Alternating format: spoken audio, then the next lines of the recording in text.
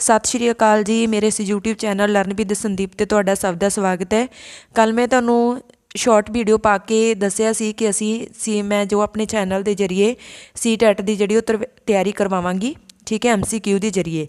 तो अज मैं तुहाडे लई CTET की जिहड़ी पहली वीडियो लैके हाज़र हाँ, जिहदे विच असी गल करांगे भारतीय इतिहास के बारे में।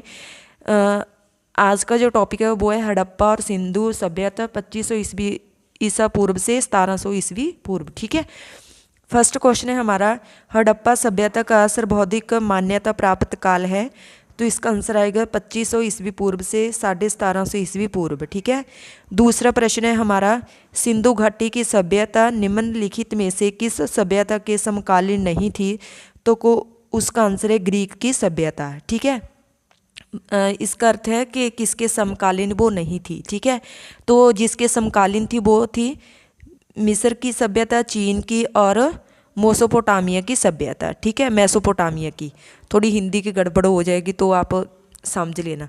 सिंधु घाटी की सभ्यता कहाँ तक विस्तृत थी, तो वो थी पंजाब, राजस्थान, गुजरात, उत्तर प्रदेश, हरियाणा, सिंध और बलूचिस्तान। अगला प्रश्न है हमारे पास, सिंधु घाटी की सभ्यता में घोड़े के अवशेष कहाँ मिले थे, तो वो मिले से सुरकोटदा में, ठीक है। सिंधु घाटी स्थल कालीबंगन किस प्रदेश में है, तो वो है राजस्थान में। निम्नलिखित में से किस पदार्थ का प्रयोग हड़प्पा काल की मोहरों मुद्राओं के निर्माण में मुख्य रूप से किया गया था, तो वो है जी सेल खड़ी, ठीक है। हड़प्पा सभ्यता किस युग की थी, तो वो है कांस्य युग, ठीक है। सिंधु घाटी सभ्यता के लोगों का मुख्य व्यवसाय क्या था, तो वो क्या था, व्यापार, ठीक है। व्यवसाय मीन्स उनका काम क्या था मुख्य।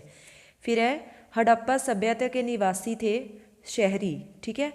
सिंधु सभ्यता के घर किस से बनाए जाते थे, तो वो था ईंट से। हड़प्पा वासी किस वस्तु के उत्पादन में सर्वप्रथम थे, तो वो थे कपास, ठीक है। इसका अर्थ क्या है कि हड़प्पा वासी जो थे वो किस चीज़ का ज़्यादा उत्पादन करते थे, कपास का, ठीक है। निम्नलिखित विद्वानों में से हड़प्पा सभ्यता का सर्वप्रथम खोजकर्ता कौन था, तो वो थे दयाराम सानी। ये बहुत ही ज़्यादा इंपॉर्टेंट प्रश्न है और ये जो हम CTET के एग्ज़ाम के प्रश्न कर रहे हैं तो वो पहले किसी न किसी एग्ज़ाम में आए हुए हैं, ठीक है। तो ये काफ़ी ज़्यादा इंपॉर्टेंट हो जाते हैं।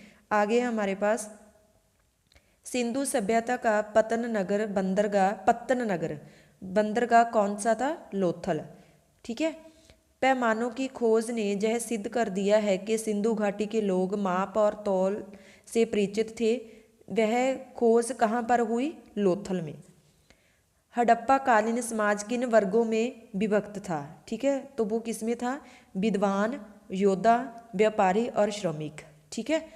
विद्वान जो पढ़े लिखे थे, ठीक है, योद्धा जो लड़ाई में जैसे भाग लिया करते थे, फिर व्यापारी हो गए और श्रमिक जो बेहद मजदूरी करने वाले थे। अगला प्रश्न है हमारे पास, सिंधु सभ्यता का सर्वाधिक उपयुक्त नाम क्या था, हड़प्पा सभ्यता, ठीक है।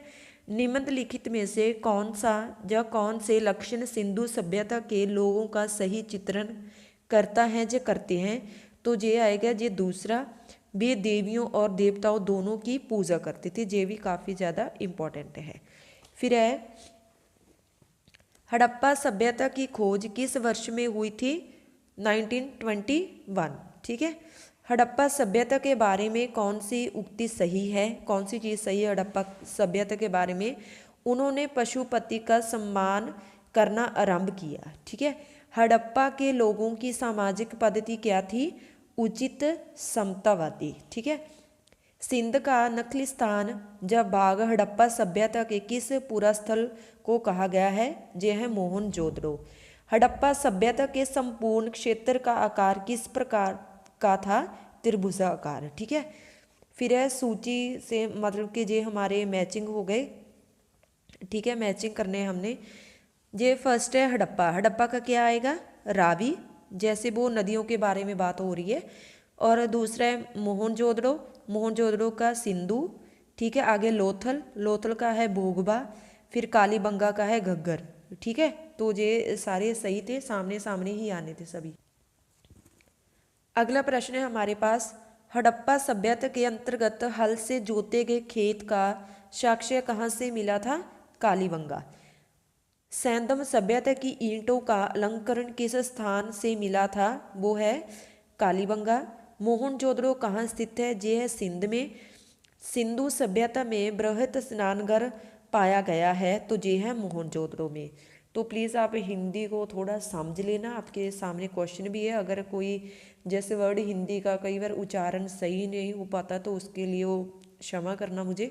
आप खुद भी इसे पढ़कर देख सकते हैं कि सही वर्ड कौन सा लिखा है। वैसे तो मैं कोशिश कर रही हूँ कि आपके पास सही ही जानकारी आए, ठीक है। अगला प्रश्न है हमारे पास, सिंधु सभ्यता की मुद्रा में किस देवता के समतुल्य चित्रांकन मिलता है? तो वो है आ गया शिव, ठीक है। निम्नलिखित में से कौन सा हड़प्पा कालीन स्थल गुजरात में है? लोथल। तो जी आप शिव याद रखेंगे तो आपको याद रहेगा अच्छे तरीके से, ठीक है। मोहनजोदड़ो का स्थानीय नाम है मृतकों का टीला, ठीक है। हड़प्पा सभ्यता का प्रचलित नाम क्या है? सिंधु घाटी की सभ्यता। ये है सैंधव स्थलों के उत्खनन से प्राप्त मोहरों पर निम्नलिखित में से किस पशु का सर्वाधिक उत्तरीकरण किया हुआ है? तो वो है बैल। फिर है सिंधु घाटी सभ्यता जानी जाती है अपने नगर नियोजन के लिए। सिंधु सभ्यता का कौन सा स्थान भारत में स्थित है? तो वो है लोथल। भारत में खोजा गया सबसे पहला पुराना शहर था हड़प्पा। भारत में चांदी की उपलब्धता के प्राचीनतम साक्ष्य मिलते हैं हड़प्पा संस्कृति में। सिंधु सभ्यता के बारे में कौन सा कथन असत्य है? अब असत्य बोलना है तो वो है लोग लोहे से परिचित थे, ये गलत है। जो सही है वो हम देख लेते हैं। नगरों में नालियों की सुदृढ़ व्यवस्था थी, व्यापार और वाणिज्य के उत्पन्न दशा में था, मातृ देवी की उपासना की जाती थी, ठीक है। मतलब क्या है इसका कि सिंधु सभ्यता के जो लोग थे वो लोहे से परिचित नहीं थे, ठीक है। आगे हमारे पास मिलान है। फर्स्ट है सिंधु सभ्यता की उत्तरी सीमा, तो ये आएगा मांडा जम्मू। फिर है सिंधु सभ्यता की दक्षिणी सीमा, ये है दैमाबाद महाराष्ट्र। सिंधु सभ्यता की पूर्वी सीमा ये है आलमगीर उत्तर प्रदेश। सिंधु सभ्यता की पश्चिमी सीमा ये है बलूचिस्तान, ठीक है। अगला प्रश्न है हमारे पास, मांडा किस नदी के किनारे स्थित था? तो ये है चिनाब। हड़प्पा कालीन स्थल रोपड़ पंजाब किस नदी के किनारे स्थित था? तो ये है जी सतलुज, ठीक है। हड़प्पा में एक उन्नत जल प्रबंधन प्रणाली का पता चलता है धौलावीरा में, ठीक है। ये हमारे आज के 41 प्रश्न। तो आप प्लीज़ एक मुझे कमेंट करके ज़रूर बताना कि ये वीडियो आपको कैसी लगी। अगर आपका रिस्पांस अच्छा रहा तो मैं आगे भी कोशिश करूँगी कि आपको सभी ये जो MCQ के थ्रू आपको प्रेपरेशन करवानी है सीटेट की वो मैं अच्छे से करवा सकूँ। तो प्लीज़ इस वीडियो को ज़्यादा से ज़्यादा शेयर करना, मेरे चैनल को सब्सक्राइब करना और प्लीज़ कमेंट करना मत भूलना कि ये आप वीडियो आपको कैसी लगी। आप सभी का बहुत बहुत धन्यवाद।